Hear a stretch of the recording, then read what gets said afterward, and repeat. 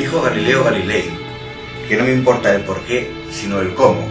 Tal vez detrás de esta afirmación, de este pensamiento, se esconde la esencia del autor que nos acompaña hoy, de la persona que nos acompaña hoy, que nos presenta su nuevo libro Yo estuve allí.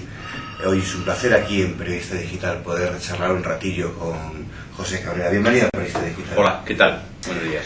Esta frase, no sé si para su trabajo ha sido importante o le ha acompañado en las investigaciones que ha realizado. Sí, porque Galileo quería saber el cómo de las cosas, el cómo. Aunque naturalmente hay que saber un porqué, pero el cómo es la práctica, yo soy muy práctico. Es el cómo se hace, eso es. El cómo, sí. La naturaleza de... El carpe diem de cada cosa. Es decir, esto ha ocurrido así, y ha ocurrido, ¿por qué ha ocurrido así? ¿Cómo ha ocurrido así? Y supongo que el cómo también de alguna persona o de algunas personas, ¿no? Sobre todo el por qué la conducta, por qué esta persona hace esto pudiendo hacer otra cosa. Claro.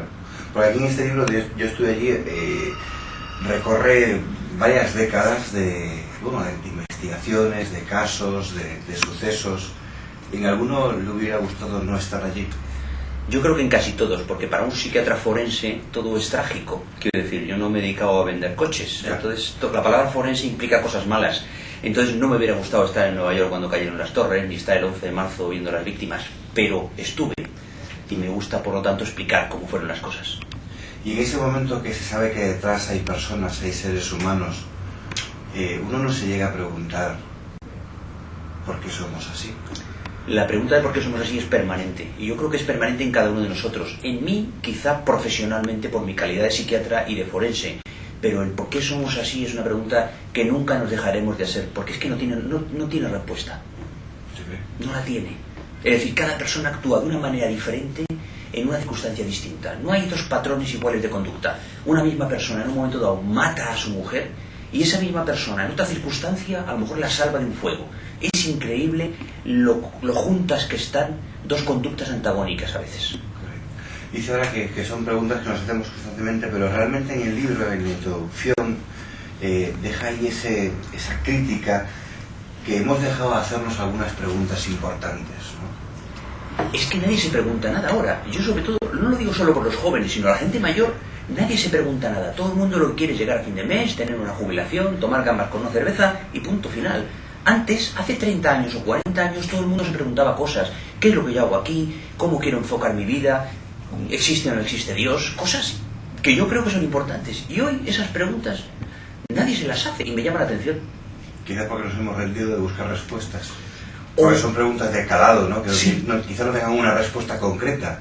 Yo diría que más que cansancio o aburrimiento es que en este instante la sociedad en la que vivimos es tan hedonista y tan material que no tiene ningún sentido preguntarse cosas filosóficas o cosas metafísicas. Nos hemos americanizado en el peor de los sentidos. ¿Americanizado? Sí, porque la cultura americana... ¿Son más banales los americanos? Bueno, eso es para llorar. Quiero decir, la frivolidad que está instaurada en la cultura, en el tejido social americano es brutal.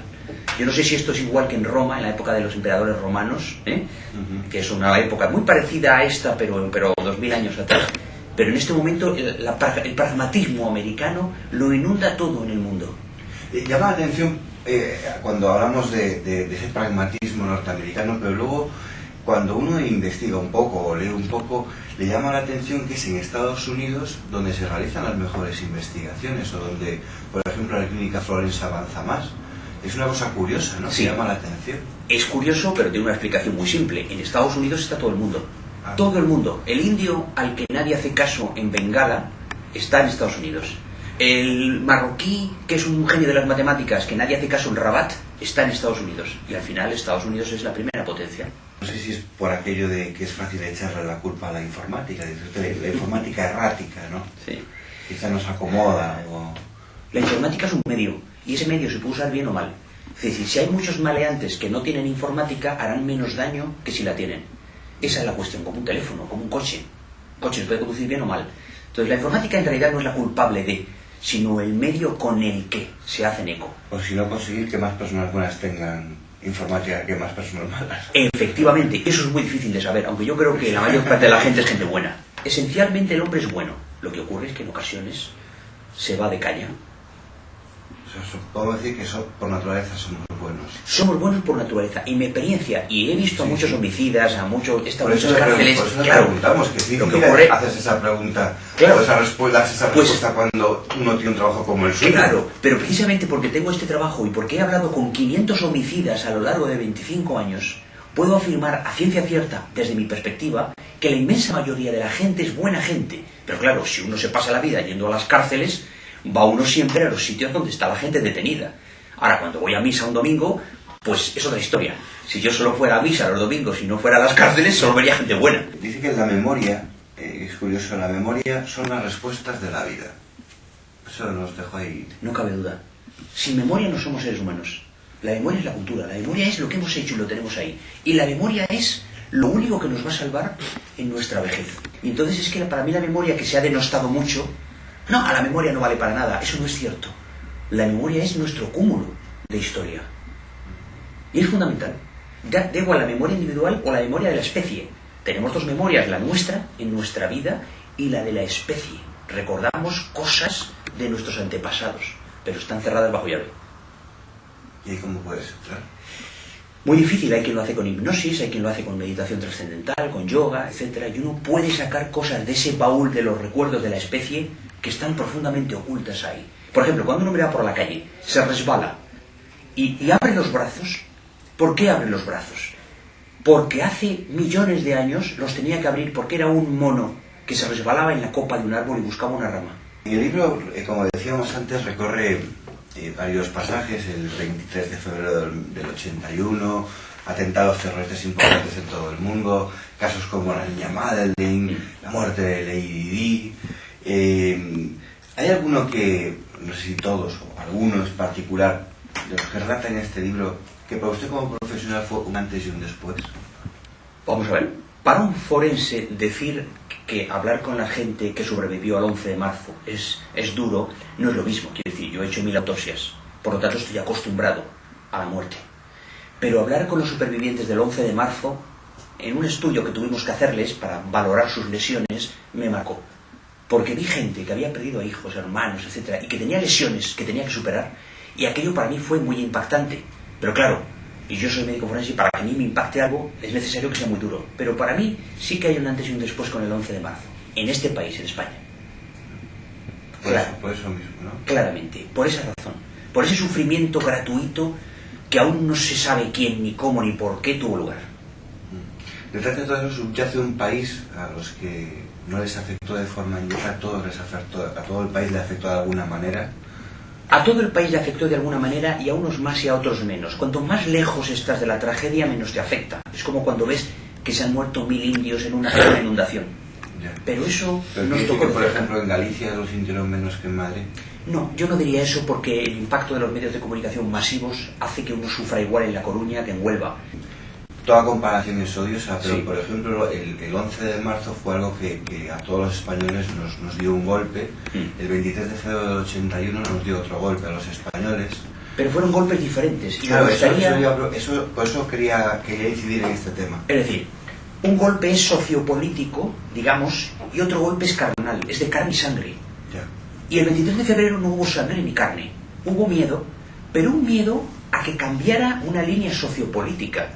Es decir, yo sé que alguien dirá, pues vaya, yo tuve mucho miedo. Hombre, a lo mejor tuvo miedo alguien que tenía el dinero en las Bahamas y le podían pillar, por ejemplo. O miedos, algunos políticos tuvieron más miedo que otros. Gente de izquierda está Por más ejemplo. miedo que gente de Claro, derecha. hubo distintas velocidades a la hora de tirarse al suelo cuando los disparos.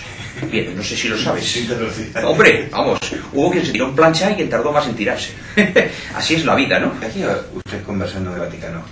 Pues una cosa simple, yo llevé las drogas por encargo de Gallardón cuando era presidente de la Comunidad Autónoma, fue director general de drogas en Madrid durante 4 años, pues monté la narcosala y todas estas historias para lo cuenta en el libro. Justamente. Bueno, pues en aquella época tuve unos contactos con la Iglesia de Madrid para intentar cooperar con ella en programas de prevención. Y entonces hubo cierta negación, no se me hizo mucho caso, y cogí un avión y me fui al Vaticano a hablar con el cardenal, presidente de la Comisión Pontificia de la Salud, que es el ministro de Sanidad en el Vaticano. Y llegué allí a quejarme, porque como yo voy a misa los domingos, me quejo. Y cuando me quejo en el Vaticano. ¿Para qué voy a...? No hay más para arriba. Usted no se entra con rodeos. No tengo ningún rodeo. Yo soy muy feliz y los felices somos independientes. Jefe, ¿no? Vamos, aquí se acabó. Y luego hubo gran cabreo, claro. ¿Por qué? Bueno, porque luego los periodistas me preguntaban y tal, y salió algún titular por ahí. La Iglesia de Madrid no hace caso a la agencia antidroga. Es decir, los titulares de la época fueron bastante molestos. Entonces ya sí me hicieron caso, mira por dónde. Voy a jugar con su jefe, caray. No me excomulgaron por poco, ¿eh? A mí no me recibían en el Obispado de Madrid. Y sin embargo, el cardenal, jefe del Consejo Pontificio de Salud del Vaticano, me recibe. Qué cosa más curiosa, ¿no? ¿Por qué? Esa era mi pregunta entonces. Quiero decir, ¿qué es más fácil? ¿Y la memoria le ha dado la respuesta? La memoria me ha dado la respuesta. Y sé cuanto más cerca está la gente de tu petición o de tu problema, como que menos quiere entrar a fondo. Es más fácil entrar desde lejos.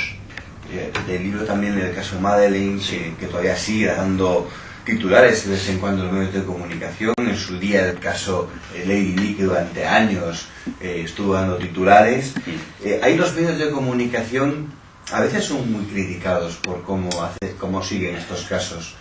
Porque ¿dónde está esa línea entre la información y el morbo? Esa es la gran reflexión que tienen que hacerse los medios de comunicación. Los medios de comunicación no son meros entes pasivos de transmitir la información. También los medios pueden opinar. Los periodistas opinamos. Yo no como periodista, sino como médico, se opina mucho. Pero claro, los medios de comunicación hoy masivos son los que controlan la opinión pública. Y pueden tomar partido. Y al tomar partido ocurren las cosas como, por ejemplo, lo de Lady Di. A Lady Di la han matado. Había un espía que no sé qué. Y de eso nada. Lady Di, a 180 por hora, se estrelló contra un pilar del puente. Y punto pelota, mala suerte. Y luego se convirtió en un mito cuando no tiene por qué convertirse en un mito a Lady Di. Lady Di no ha hecho nada de particular por el mundo. Cuando la justicia con el tiempo ha quitado la razón a esas personas. Claro, pero Lady Di no es Teresa de Calcuta. No quiere decir que sea mala mujer, pobrecilla, pero se convirtió en un mito. Su tumba, las flores, tal. Necesitamos mitos. Y ya claro, si saltamos a otros casos, como por ejemplo el caso Madeleine, lo mismo.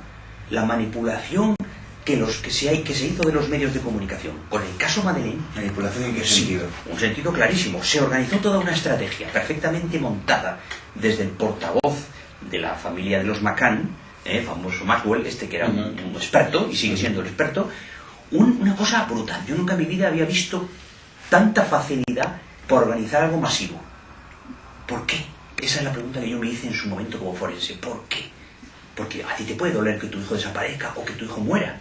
Pero montar todo eso es brutal. ¿Qué sentido tenía eso?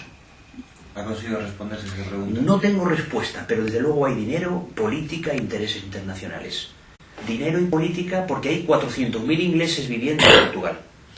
Que, por cierto, pagan religiosamente todos los meses. Los impuestos. Los impuestos, mucha pasta.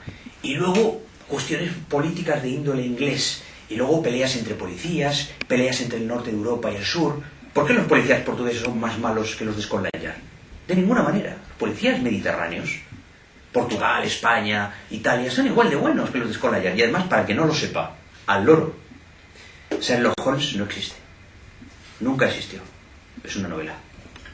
Por si acaso. Por si acaso. Lo digo porque hay alguien que puede pensar que Tarzán también existió. Pues no. Pasa que no. Hay muchos Sherlock Holmes anónimos. Muchos, porque cuando la persona es pequeña quiere vivir de su personaje y entonces empiezan los problemas. Tienes que ser persona, vivir de tu persona. Si vives de tu personaje, estás perdido.